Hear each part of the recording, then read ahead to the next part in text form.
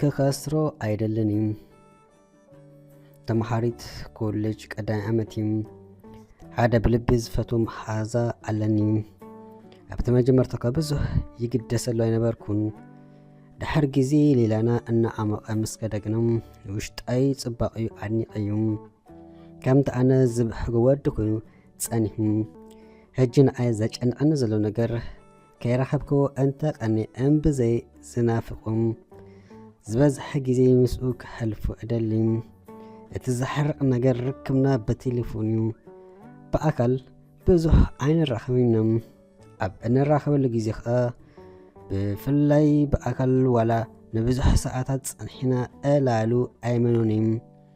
ብወገኑ ማራዩ ቅዱስ ኣመናይ ሰባት ዝደሊ ከመይ ብዙሓት መሓዙት ኣለዎም ሕጅስ በቃ ምስኡ ክነብር እደሊ ግና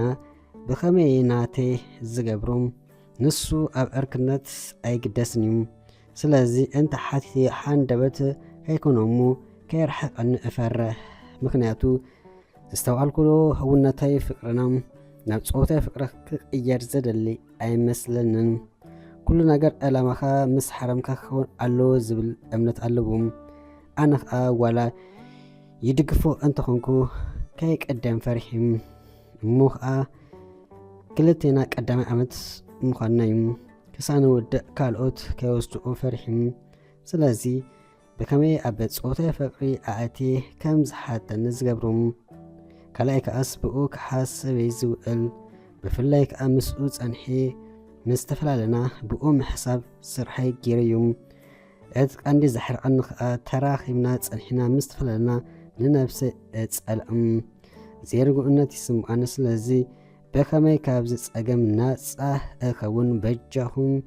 ገለብሉኒ ሕማቕ ኣለኹ ትብል ሓንቲ ሓፍትኖም ዘለኩም ርእቱ ኣብቲ ናይ ኮመንት መጽሓፊ ቦታ ክትጽሕፉ ንላቦ